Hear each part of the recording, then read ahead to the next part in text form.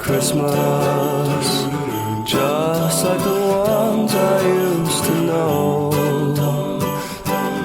where the treetops glisten and children listen to hear sleigh bells in the snow, the snow. Why I'm dreaming of a white Christmas, with every Christmas card I write. May your days be merry and bright, and may all your Christmases be white. Jingle bells, jingle all the way. Ooh.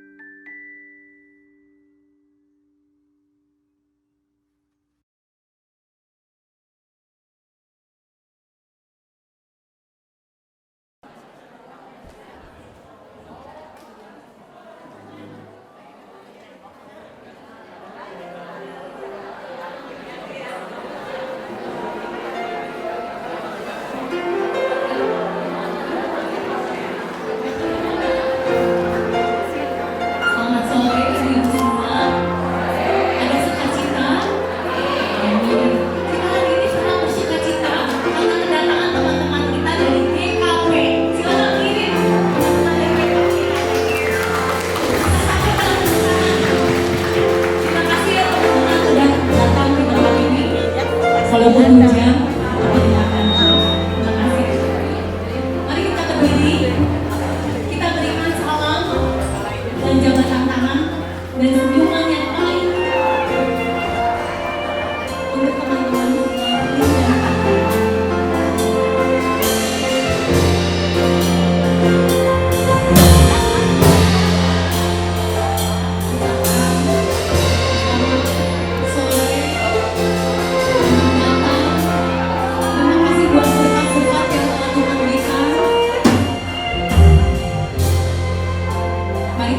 bangkit berdiri, kita akan memujikan mulia.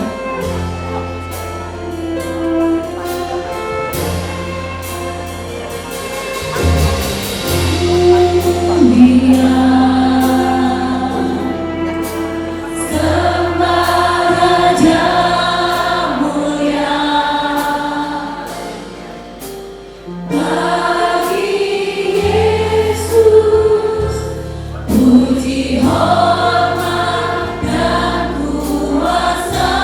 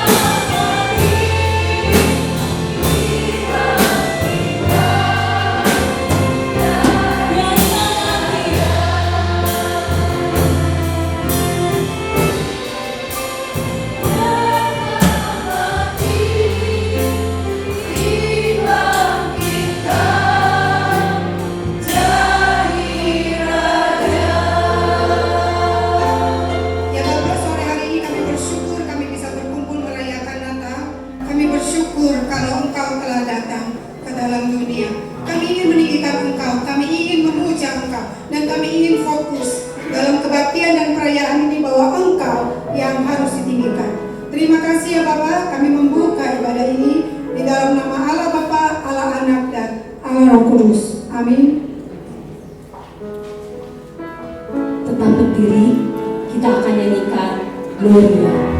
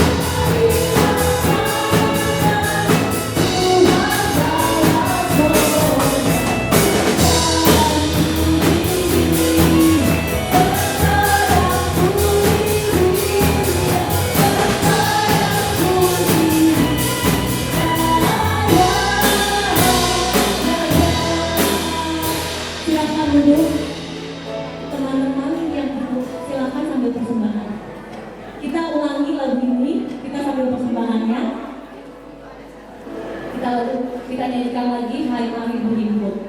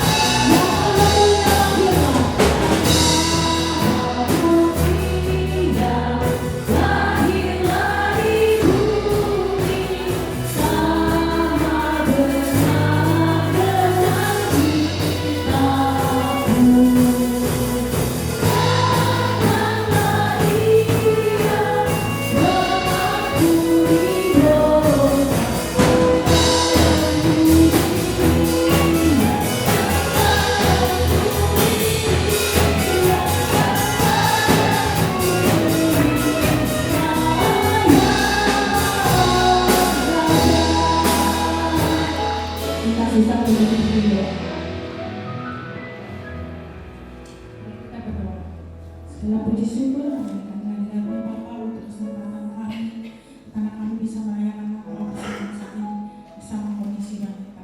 Terima kasih Tuhan untuk anugerah-Mu, untuk penyertaan-Mu di dalam hidup kami setiap saat. Pada saat ini kami datang memberikan persembahan yang asal daripada-Mu. Kiranya Tuhan yang akan memberkati setiap orang yang mengelolanya untuk sungguh dapat menjadi berkat dari kemuliaan Allah.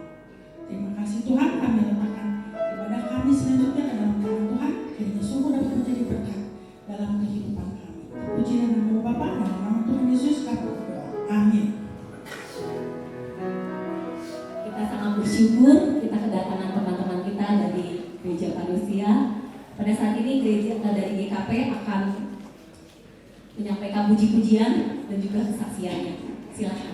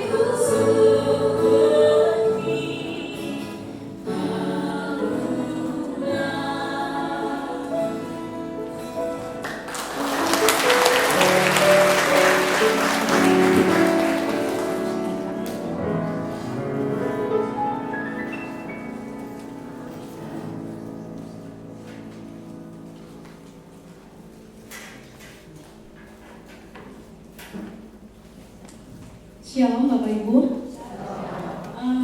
Saya bersyukur diberi kesempatan untuk menyaksikan kebaikan Tuhan di tengah-tengah pelayanan Gereja Kristen Parousia. Sekilas tentang perintisan Gereja Kristen Parousia, kita memulai, pastinya Pak Hendra dan Ibu Esther memulai pelayanan Gereja Kristen Parousia itu tepat tahun 2016. Next. Ya, ini lokasi tempat kita ibadah, Grand Setiabudi Apartemen. Kelihatan ya, di tempat ini kita melakukan ibadah 2 kali, jam 8 sampai jam 10 pagi setiap hari Minggu.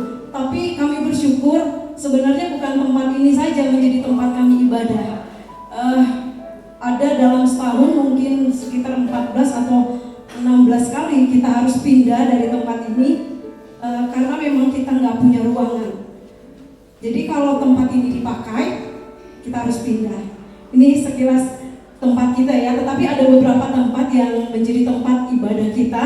Ada di gedung Serbaguna Setra Duta dan di V Hotel. Jadi kita tempatnya berganti-gantian dan kami menikmati waktu-waktu kami pindah. Ada para penginjil lelaki yang selalu mempersiapkan tempat kalau pindah ya. Jadi sekalipun kami pindah-pindah, tetapi kami bersyukur kami tetap mengalami sukacita, kami bisa sama-sama menikmati ibadah di sana. Lanjut. Nah, ini beberapa jemaat ya. Sebenarnya jemaat kita diawali tahun 2016 itu ada hanya kalau tidak salah karena awal Agustus saya belum masuk ya. Di September saya baru masuk bergabung dengan tim Bapak Ibu Pak Hendra ya. Ini sebagian kecil, awalnya sebenarnya 7 jemaat yang ada dalam pelayanan tahun 2016, tapi kami bersyukur Tuhan terus mempertambahkan jumlah bilangan jiwa-jiwa. Lanjut. Ini suasana ibadah setiap hari Minggu. Ini tempatnya Grand Setiabudi yang saya katakan tadi ya. Lanjut. Nah, kalau cerita dari tahun 2016 sebenarnya cuma 7 orang, tapi kami bersyukur karena fokus pelayanan Gereja Kristen Parousia itu adalah penjangkauan. Ini yang kami lakukan, para penginjil, hamba Tuhan, Pak Hendra dan Ibu Esther, ini yang kita lakukan. Kenapa sampai ada beberapa jemaat yang tadi sampai mulai penuh Grand Setiabudi Apartemen? Ini yang kita lakukan, kegiatan penjangkauan. Bapak Ibu bisa lihat ada mahasiswa-mahasiswa yang ada di berbagai daerah. Kita mulai dekati mereka, kita jangkau mereka, kita tahu mereka butuh firman Tuhan. Lanjut. Ini kegiatan bukan sekedar kita melakukan penjangkauan ya, tetapi ketika kita sudah jangkau anak-anak mahasiswa, baik itu dari berbagai daerah, ada dari Papua, ada dari Medan, ada dari NTT, kami juga masuk dalam kehidupan mereka. Jadi ketika mereka kekurangan, kita melakukan kegiatan diakonia. Kita berbagi, ada sesuatu yang bisa kita bagikan dari gereja. Ada jemaat yang punya hati untuk memberi mungkin baju, makanan, banyak beras segala macam yang coba dibantu oleh jemaat, bahkan Bapak dan Ibu hamba Tuhan. Ini yang kami lakukan, kegiatan diakonia, kami berbagi dengan mahasiswa-mahasiswa. Lanjut. Nah, setelah sudah kita jangkau, ketika mereka terlibat masuk dalam ibadah di tempat kita di Gereja Kristen Parousia, kita nggak biarkan mereka. Kita selalu punya kegiatan dalam kunjungan. Kita selalu mengunjungi mereka. Kita mau tahu apa yang terjadi dalam hidup mereka, dalam pendidikan mereka. Di sini ada mahasiswa-mahasiswa yang kita layani, yang kita terus bina, kita kunjungi mereka waktu mereka sakit, waktu mereka dalam kesusahan, kita datangi mereka. Lanjut. Ini setelah mereka mulai kita jangkau, kita mulai memuridkan mereka. Ini kegiatan-kegiatan PA yang kita lakukan. Sederhana tempatnya, kita melakukannya kadang di kos-kosan mereka. Itu ada tempat namanya sekarang ada Cafe Rindu,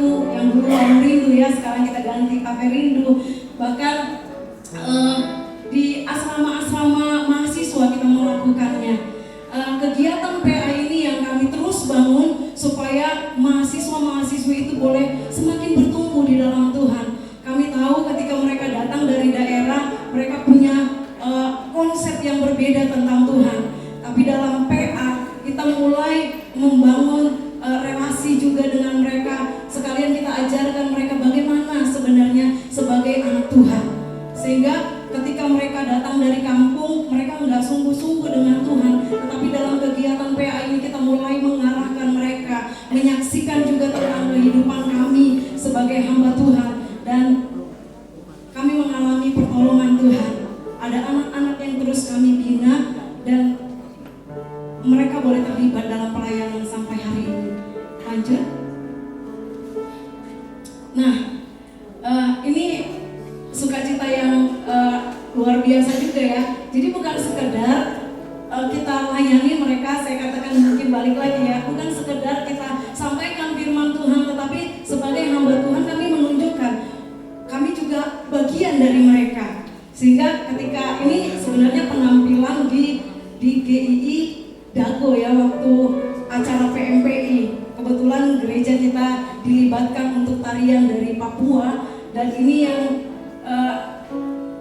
kami tampilkan. Dan kalau Bapak Ibu melihat bagaimana kami ada itu ya menaburin bedak, itu membuktikan bahwa kami ada dengan mereka.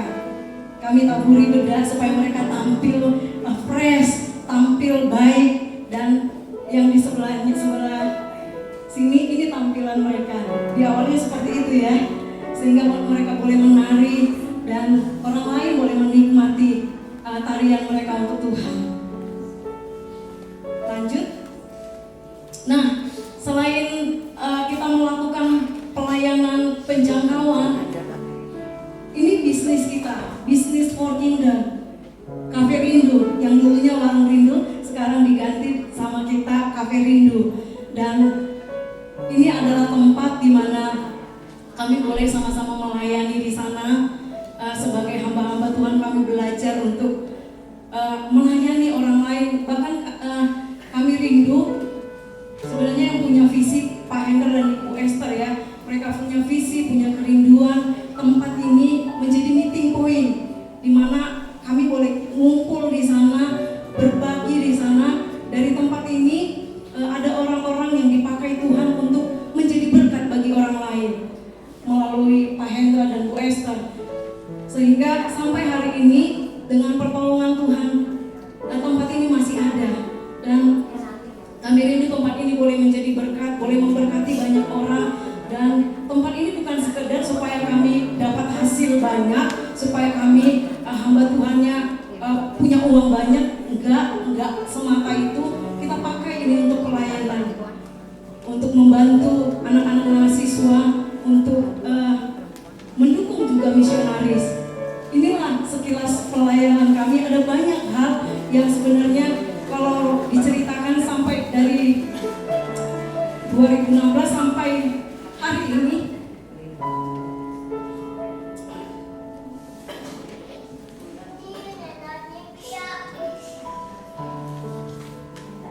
kami merasakan pertolongan Tuhan.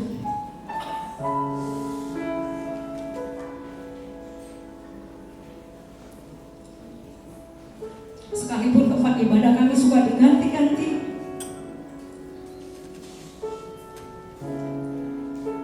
tapi kami tetap maksimal untuk Tuhan.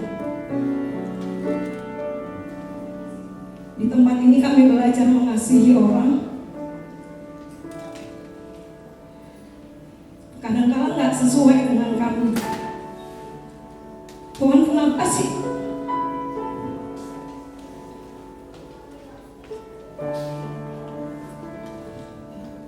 Orang-orang yang seperti ini.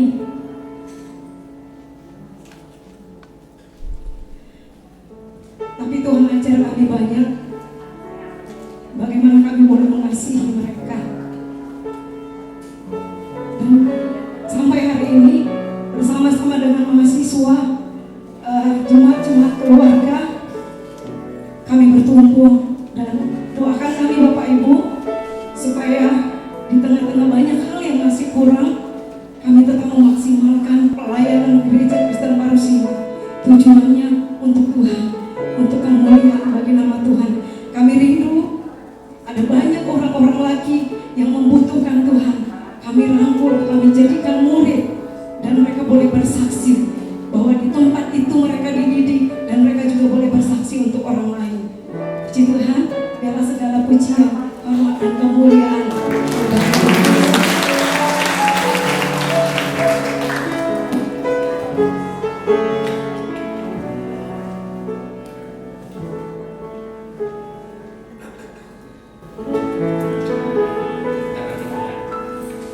Tuhan dalam surga, kami berterima kasih buat waktu ini, waktu kami merayakan Natal Komisi Wanita.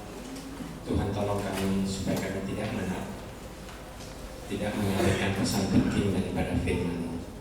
Berkati waktu ini dengan kasih-Mu ya Tuhan, supaya kami beroleh makna Natal yang Tuhan mau kami lakukan dalam hidup kami. Dalam nama Tuhan Yesus kami berdoa. Amin. Teman sekalian, mari kita buka Alkitab kita, Lukas pasal 2 ayat 12. Lukas pasal 2 ayat 12.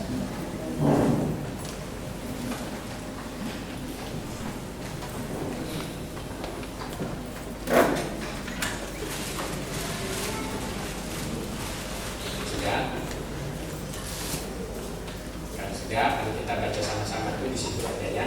1, 2, 3. Dan dia adanya bagimu, kamu akan mencapai seorang bayi dibungkus dengan lampin dan terbaring di dalam palungan. Saudara sekalian, pernah tahu nggak bahwa Natal pertama itu bukan ada di dalam kemewahan? Ya, jadi Alkitab bilang kamu akan menjumpai seorang bayi. Waktu itu malaikat dari surga, bayangkan ada paduan suara dari surga itu datang ke dalam bumi. Pasti paduan suara yang paling baik, nggak ada saingannya. Paduan suara Gadjati cukup baik, tapi yang malaikat itu sangat baik. Nah saudara sekalian, waktu dia bernyanyi untuk orang yang sederhana, namanya gembala-gembala. Ya, jadi orang-orang yang sederhana itu yang diangkat oleh Tuhan.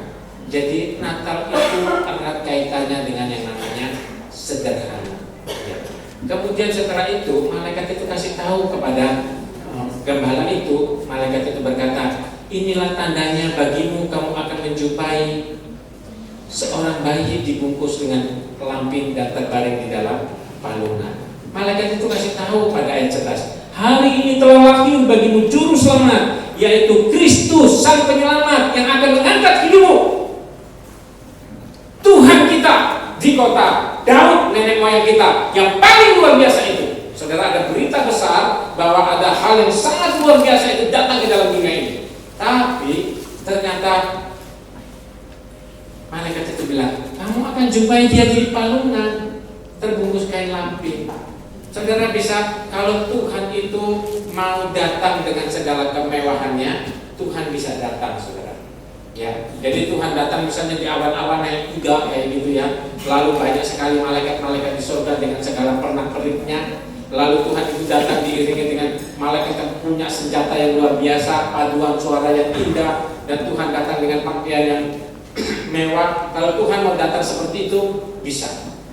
Tapi walaupun dia bisa menampilkan hal yang mewah dan luar biasa, tapi dia tidak mau.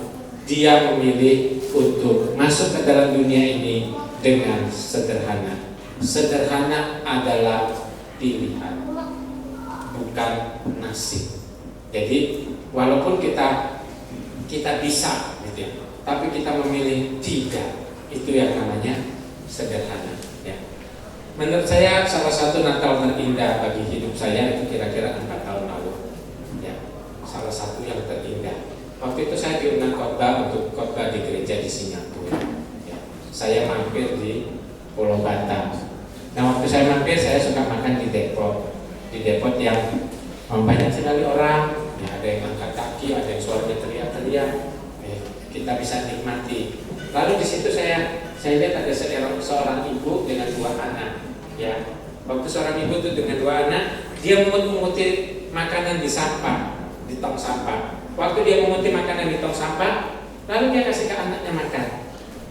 Cuma sedikit, saudara. Jadi kasih ke anaknya makan, ibu ini nggak makan. Saya lihat lagi, gitu ya. Jadi ketika makanan itu sudah selesai, mau dibuang, terus ada ada ember itu tempat taruh sisa-sisa makanan. Orang itu, ibu ini mau ngambil buat anaknya, tapi yang jual itu bilang, jangan diambil, ini untuk babi kami. Jadi makanan sisa-sisa di depot mau dikasih ke babi, dan ibu ini lebih rendah derajatnya dari babi. Karena babi lebih penting dari ibu yang bawa 2 anak ini. Ya. Lalu saya bilang, karena di sana banyak orang bisa Mandarin, saya lawan, kasih saya 3, ya, yang bagus, ya.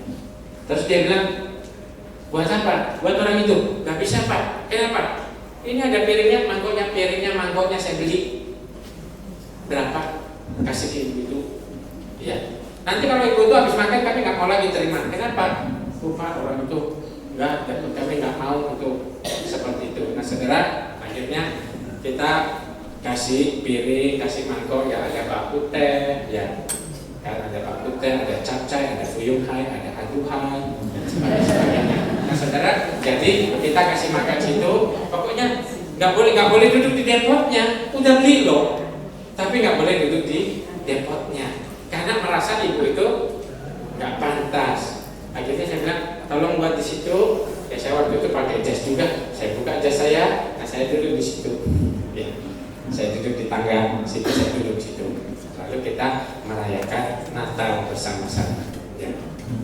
Jadi orang itu lihat, orang-orang itu lihat, ya. Jadi saya bilang, kenapa kamu lihat?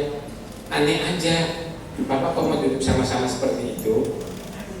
Nah, ibu-ibu sekalian, saya bilang, apanya yang aneh? Bapak kan orang yang pakai jas, saya lihat baju Bapak bagus, sepatu Bapak bagus, kok mau duduk sama ibu yang bau gitu?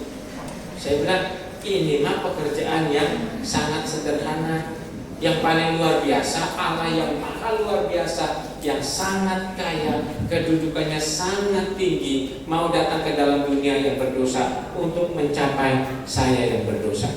Saya rasa di antara orang yang berdosa, sayalah yang paling berdosa. Tapi Tuhanlah itu penuh kasih, penuh dengan segala kemewahannya. Dia mau menjamah saya. Kenapa saya nggak bisa jamah dia? Nah, saudara sekalian, itu Natal yang menurut saya paling indahnya. Pasang lilin waktu, habis itu dirinya ya bawa aja, karena orangnya nggak mau kembalikan. Nah, saudara, kadang-kadang hal-hal yang sederhana itu lebih baik daripada hal-hal yang luar biasa. Nah, sebenarnya sederhana itu kemewahan, glamor, segala hiasan, orang kaya dengan segala kemewahannya memang bisa mendatangkan penghormatan. Tapi orang kaya kalau sederhana, ia mendapatkan kemuliaan. Ya. Saudara, tanggal 31 Agustus tahun 97 ada orang paling cantik di dunia saat itu mati. 31 Oktober 1997. Kalau dia potong rambut, maka artis di seluruh dunia, mau Hollywood, mau Bollywood, semuanya ikut dia. Ya. Namanya Lady Diana. Ya.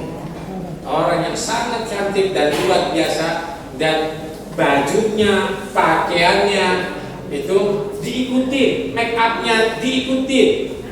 Dunia tersihir oleh namanya kecantikan Lady Diana. Dari tahun 80 waktu dia menikah dengan Pangeran Charles sampai tahun 97, 17 tahun dia menyihir dunia ini dengan pesonanya, kecantikannya, dan penampilannya. Maka pada 31 Agustus 97, ketika Lady Diana meninggal dalam satu kecelakaan di Prancis, banyak sekali orang itu datang, artis-artis dari Hollywood, artis-artis dari seluruh dunia itu datang menjampai ingin mengadakan penghormatan terakhir.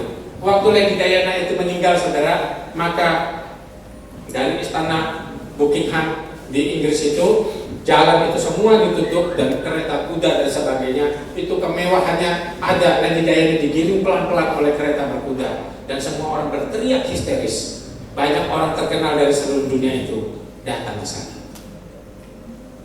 5 hari kemudian ada orang yang juga menyihir dunia, bukan dengan kecantikannya, bukan dengan kemewahannya, bukan dengan pesonanya. Mungkin dia adalah wanita yang paling real pada waktu itu. Tetapi waktu dia meninggal, jumlahnya 3 kali lipat lebih banyak dari Lady Diana. Presiden-presiden dunia datang ke sana, termasuk presidennya Indonesia, utus menteri-menterinya dan sebagainya. Orang itu namanya Mother Teresa. Saudara, ingatlah, orang kaya membawa segala harta untuk menyihir dunia ini. Dia memang layak mendapatkan penghormatan. Tapi orang yang menyihir dunia dengan kesederhanaannya, dia layak mendapatkan kemuliaan.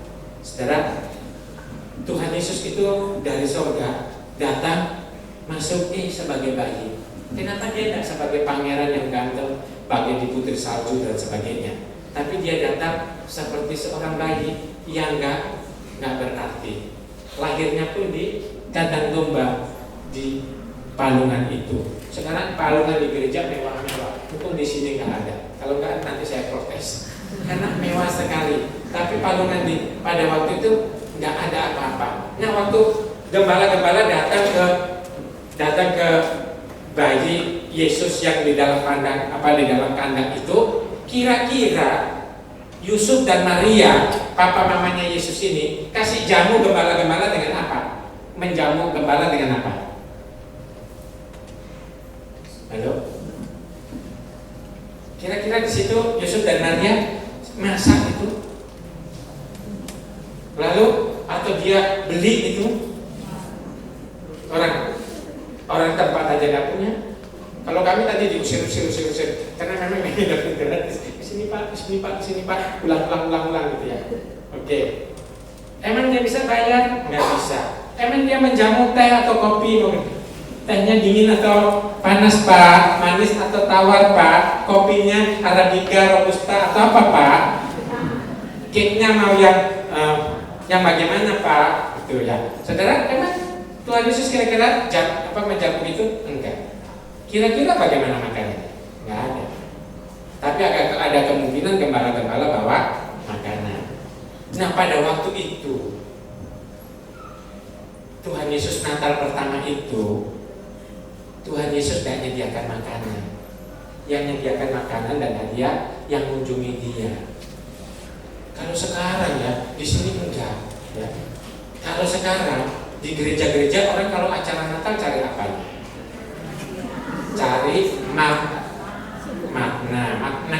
itu apa? Makanan Natal.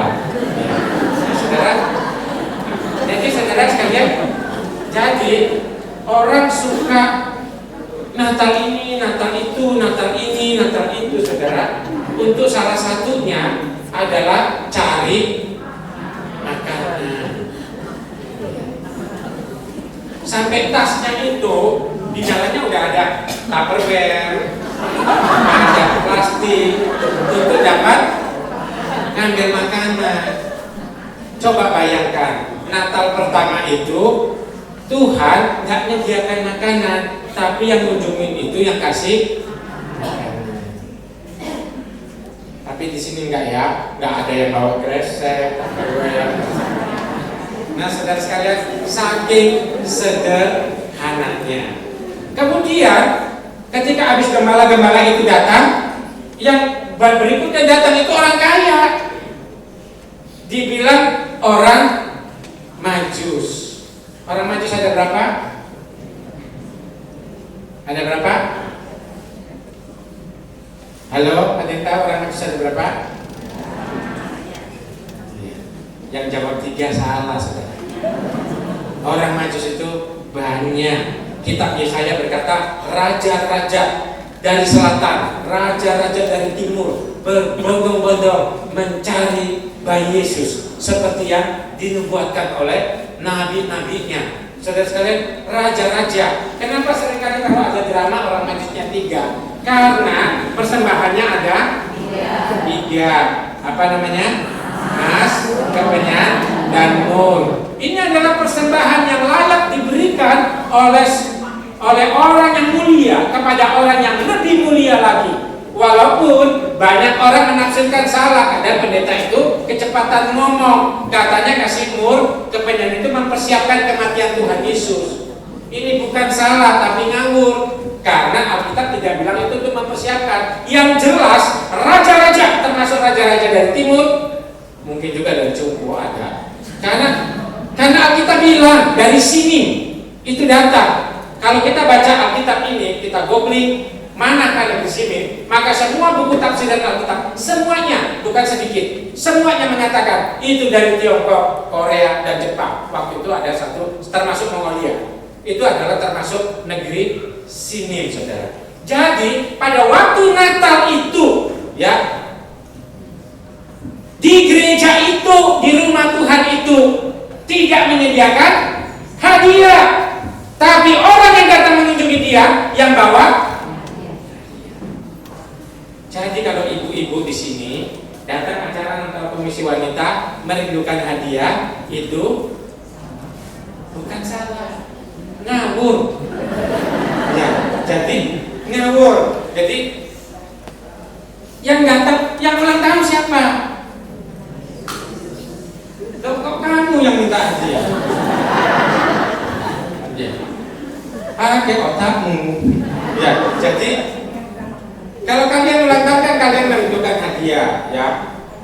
Tapi lagu-lagu kan sudah dipengaruhi, termasuk lagu Indonesia. Waktu kecil kita merindukan Natal, semua hadiah yang menawar. Ya, jadi kita rindu sampai Natal. Makanya kenapa kalau ada pohon Natal, bawahnya ada bungkusan kado, walaupun sekarang di gereja kadonya kosong. Cuma biasa. Tapi saudara sekalian, itu gambarkan bahwa manusia ini bolak-balik oleh setan. Harusnya kita bawa hadiah untuk Tuhan, tapi kita justru minta hadiah dari Tuhan. Kebangetan toh. Nah saudara sekalian, jadi kesederhanaan Natal, saking sederhananya Tuhan gak bisa kasih kamu hadiah. Maksudnya apa saudara? Supaya Natal ini adalah cara kita belajar bagaimana kita memberikan hadiah untuk Tuhan. Ya. Saudara sekalian, kalau ada orang bilang aku nggak punya apa-apa, Anda bohong. Apakah Anda lebih miskin daripada janda di Perjanjian Baru yang cuma bisa kasih persembahan ke Tuhan 2 peser uang, dan itu uangnya semuanya. 2 peser uang mungkin sekitar 3.000 rupiah, dan itu semuanya. Apa di sini ada yang nggak punya uang 3.000? Anda nggak punya? Kalau Anda bilang saya nggak punya sama sekali, kiranya kutukan daripada Tuhan jatuh pada diri. Saudara sekalian, yang ada Petrus bilang ini, kamu punya berapa? Ya, siapa itu tokoh di Perjanjian Lama, dia bilang enggak, saya nggak punya uang. Karena dia bohongin Tuhan, mati dia. Terus istrinya datang, saudara. Waktu istrinya datang lagi, dia bilang, bagaimana kamu? Oh, saya sudah jual semuanya, saya sudah kasih semuanya. Jadi untuk, padahal dia janji untuk Tuhan, terus dia nggak kasih. Terus ketika dia nipu Petrus, habis itu Petrus berkata, barusan saja orang-orang mengubur suamimu, kali ini ia akan menguburkan kamu. Untungnya sekarang kita nggak mati, walaupun kita suka. Dulu tahun 80-an sampai 90-an ada lagu-lagu terkenal yang suka kasih, kalau kasih persembahan, orang itu suka nyanyi lagu betapa hatiku berterima kasih Yesus, kau mengasihiku, kau memilikiku. Terus lagunya gimana? Hanya ini Tuhan persembahanku, segenap hidupku, jiwa dan ragaku.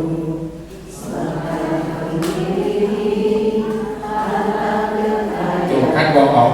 Sebab aku memiliki harta kekayaan sampai kayak gini, mukanya kayak kudus-kudus gitu. Kalau saya Petrus saat itu, saya bilang, kamu bohong ya. Hari ini juga kiranya orang-orang menguburkan jasadku. Untung saya bukan. Nah, saudara sekalian, itu pelajaran kedua. Saudara tahu, Anda salah satu destinasi wisata itu adalah soal laut. Anda tahu laut, saudara? Ya, orang pergi ke seluruh dunia keliling untuk lihat laut. Salah satu wisata itu ya, kalau nggak gunung pasti laut. Maka orang dulu paling top adalah ke Hong Kong. Gunungnya ada, lautnya ada. Ya, sekarang Hong Kong menakutkan karena lagi rusuh. Gunungnya luar biasa, lautnya juga indah sekali dan bersih. Bali indah saudara, tapi Bali kotor sekali. Tapi kalau di Hong Kong bersih sekali. Gitu. Saudara lihat laut, laut itu sederhana. Kalau kita lihat dari atas pesawat, dari kapal atau dari samping, laut itu sama, warnanya cuma biru, kadang-kadang kehijau-hijau. Sederhana kan? Tapi mengapa orang mencintai laut? Dan mengapa orang sampai suka beli ini kaca pembesar untuk melihat ke laut lewat ke bawah? Kenapa? Kenapa orang suka nyelam ke laut? Kenapa? Karena di balik kesederhanaan laut tersimpan kekayaan yang luar biasa dan mengagumkan. Di balik kesederhanaan Tuhan Yesus lahir di Palungan, ada karya yang luar biasa. Engkau yang harusnya mati berdosa, Tuhan ampuni, Tuhan angkat kamu jadi anak Tuhan. Siapakah kamu orang berdosa? Siapakah kamu yang suka ngata-ngatain orang? Siapakah kamu yang suka mencari-cari keuntungan diri sendiri, sampai di gereja pun kamu cari keuntungan untuk dirimu sendiri? Siapakah kamu? Tapi kamu yang berdosa seperti itu pun Tuhan mau mati untuk kamu. Dalam kesederhanaannya Dia ingin supaya kamu sekalian memperoleh pertolongan Tuhan. Saudara sekalian, kalau Dia rela, kalau Yesus rela menjadi sederhana, mengapa kita orang di dunia ini, mengapa ibu-ibu sekalian suka ngomong besar? Tuhan Yesus sederhana loh. Kenapa kita suka ngomong besar? Supaya dianggap orang besar. Kenapa? Kalau Tuhan Yesus itu rela jadi sederhana, ya, mengapa kita itu suka pamer? Kadang-kadang di satu gereja pinjam tasnya ya, Bu.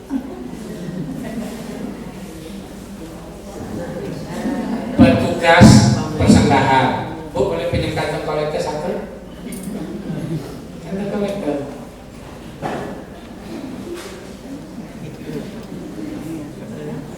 Yes. Nggak apa-apa, saya nggak ambil uangnya. Saudara sedang ngasih aja bohongin Tuhan nanti, apalagi ngambil uang Tuhan. Ngaku saya. Jadi gini Bu, ibu-ibu ini kan suka bawa tas kan, bawa paling banyaknya gini atau gini ya, atau gini kan, oke. Lalu dikasih tugas persembahan, kan tasnya bisa dicicip kan. Tapi kalau itu sudah mereknya Hermes, Louis Vuitton dan sebagainya, lalu sambil kayak gini, ini tas bagus nih Bu, lalu saya kolektor gini gitu ya, kasih kolektor. Kira-kira ibu-ibu lihat yang apanya dulu? Kenapa nggak lihat ininya? Meochen, yo, tapi ini lebih mempesona daripada ini. Jadi sambil gini, ayo Bu, sambil gini, nanti jangan.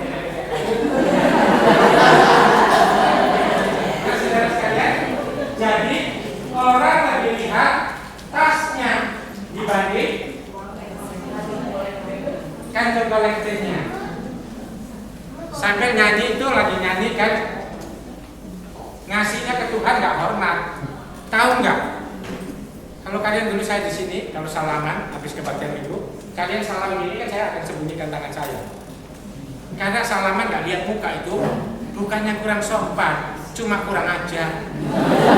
Tetapi orang yang bawa tas itu ya kan membuat jemaat yang tadinya mau sopan jadi kurang ajar. Kan gini, lihatnya ini. Nah, gimana saudara? Kan katanya persembahan kasih untuk Tuhan, tapi justru kasih lihat yang ini. Pamer silakan sampai di rumah Tuhan kok kamu pamer. Saudara sekalian, kalau Tuhan Yesus rela jadi kecil, kenapa kamu suka pamer? Kalau Tuhan Yesus datang membawa damai, kenapa kamu suka ribut? Kalau Tuhan Yesus rela dipersalahkan, dia benar, dihina, diomong-omongi, dipersalahkan, dia diam. Kenapa kamu sekarang suka maunya menang sendiri? Dan mulutmu terlalu keluh untuk minta maaf. Saudara sekalian, kesederhanaan Natal, walau sederhana, Yesus lahir di palungan. Gembala-gembala bersuka cita. Sederhana mendatangkan sukacita. Walau sederhana, tapi bagi Yesus ini datang untuk memperkaya hidupmu. Yesus berkata, aku datang supaya kamu memperoleh hidup dan memperolehnya dalam kelimpahan. Saudara sekalian, ia rela jadi miskin supaya kamu jadi kaya. Ia rela jadi susah supaya kamu jadi senang. Ia rela berkecamuk, dikhianati oleh orang banyak supaya kamu mempunyai damai sejahtera. Ia rela seperti lahir tanpa harapan supaya hidupmu yang seringkali tidak punya harapan justru beroleh harapan. Mari kita belajar dari Tuhan Yesus. Bagaikan laut yang biru tenang, nampaknya tidak ada apa-apanya, sangat sederhana. Tapi kalau kita tahu laut itu lebih kaya dari daratan. Setiap kita yang merayakan Natal hendaknya tahu diri bahwa sederhana jauh lebih mulia daripada segala pameran dan biasa. Mari kita belajar sederhana. Mari berdiri bersama-sama. Boleh nggak kita katakan Natal kesederhanaan? 3 kali ya. Kalau bisa tasmu ditaruh dilepas, jangan ditekan-tekan. Ya. Nggak apa-apa yang di kantor nggak apa-apa, tapi jangan begini-begini. Ya, ya. Natal jawabnya kesederhanaan. 3 kali ya. 1, 2, 3. Natal. Natal. Natal. Mari kita berdoa. Tuhan, Kau yang datang dalam kesederhanaan, tapi Engkau sesungguhnya penuh kemuliaan. Tuhan, Kau yang datang dalam kesederhanaan, tapi sesungguhnya Engkau punya kekayaan. Tuhan, Kau yang datang dalam kesederhanaan, tapi sesungguhnya Engkau mempunyai kekuatan. Supaya kekuatan-Mu, kemuliaan-Mu, kelimpahan membuat kami orang yang seringkali putus asa memperoleh harapan. Membuat kami orang yang nampaknya tidak punya harapan sekarang bangkit dan hidup semangat kembali. Membuat kami orang-orang di dunia ini yang cenderung munafik, memamerkan apa yang sesungguhnya sangat sedikit itu, supaya kami memperoleh makna yang dalam, belajar daripada Tuhan. Tuhan, tolong ajarkan kami rendah hati dan sederhana, seperti Engkau yang datang ke dalam dunia ini, datang dalam segala kesederhanaan. Di dalam nama Tuhan Yesus kami berdoa. Amin.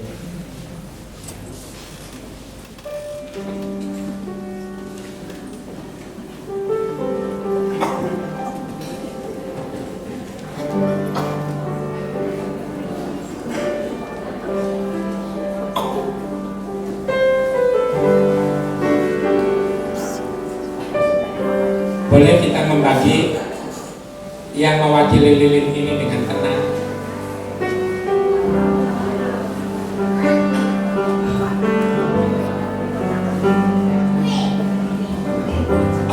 Saudara sekalian, seperti dosa yang membuat kita hidup di dalam kegelapan, hidup dalam kegelisahan, hidup dalam keputusasaan, hidup dalam kemunafikan, hidup dalam keadaan tidak berdaya, hidup tidak mempunyai masa depan. Tetapi kegelapan itu disingkirkan oleh terang kasih Tuhan kita Yesus Kristus, supaya kita yang tidak berpengharapan kini memperoleh pengharapan.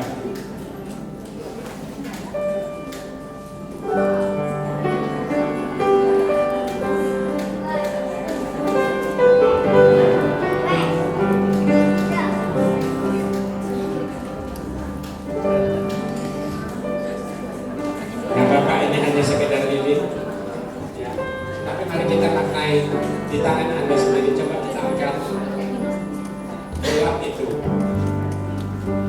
Sekarang ada terang di tangan saudara. Tuhan akan menolong saudara supaya kegelapan dosa Anda berganti dengan kasih Tuhan, supaya kepedihan hidup Anda berganti dengan damai sejahtera dan sukacita, supaya kepahitan hidup Anda kini memperoleh ketenangan.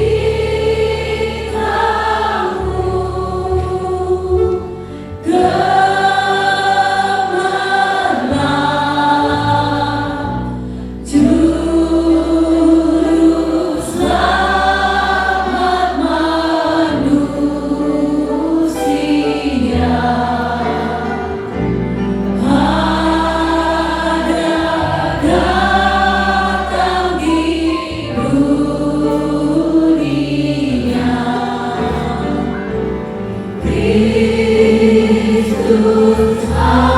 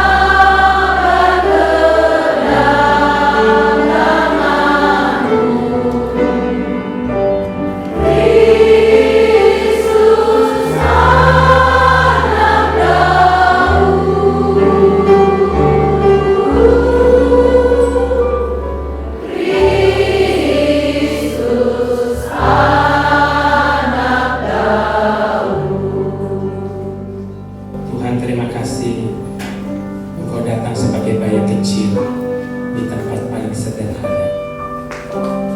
Terima kasih ya Tuhan.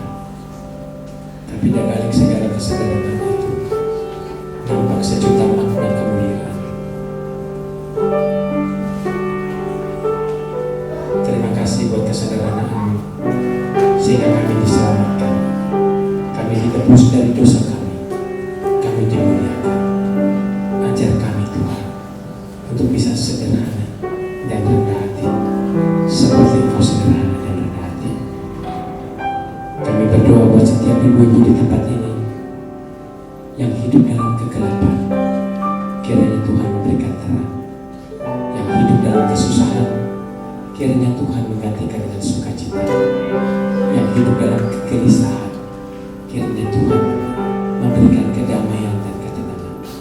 Yang hidup hanya untuk diri sendiri, sekarang bisa hidup untuk kemuliaan Tuhan dan sesama. Berkati setiap ibu di tempat ini yang mau melaksanakan firman. Dalam nama Tuhan Yesus, amin.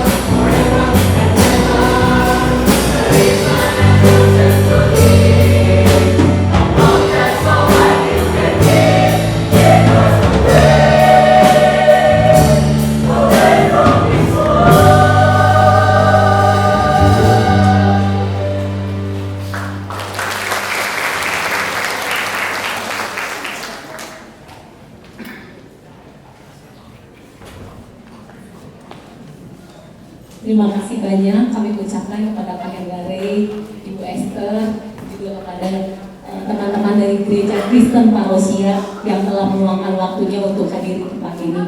Dari pengurus silakan untuk memberikan tanda terima kasih kepada Bapak Henry, persilakan untuk, dan Ibu Esther, Ibu Esther silakan ke depan bersama dengan Bapak untuk mendapatkan tanda terima kasih dari pengurus.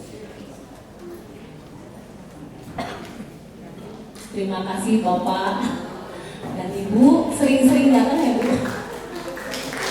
Semoga Tuhan selalu memberkati Gereja Parosia supaya lebih diberkati lagi. Terima kasih Pak. Terima kasih Ibu juga.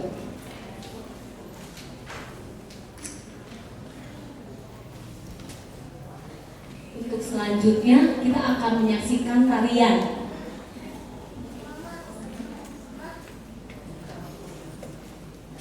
Tarian udah siap Bu? Ya.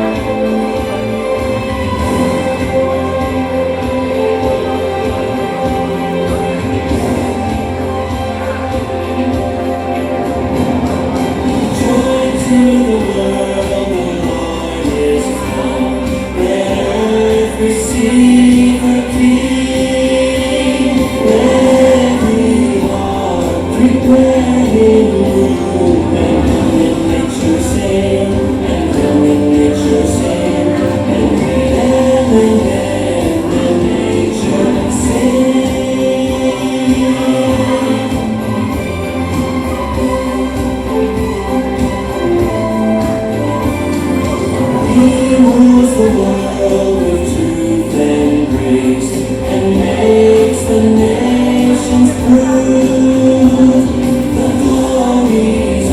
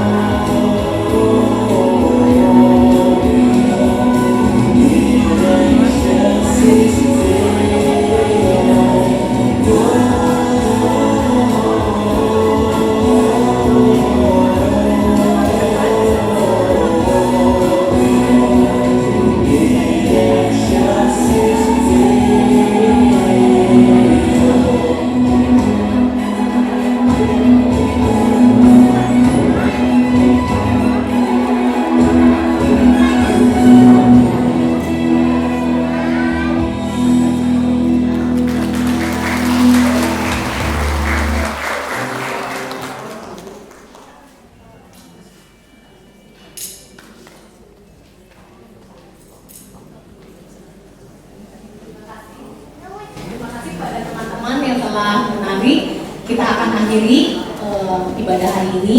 Mohon untuk Pak Hendra memberikan doa berkah. Kita bangkit berdiri bersama-sama.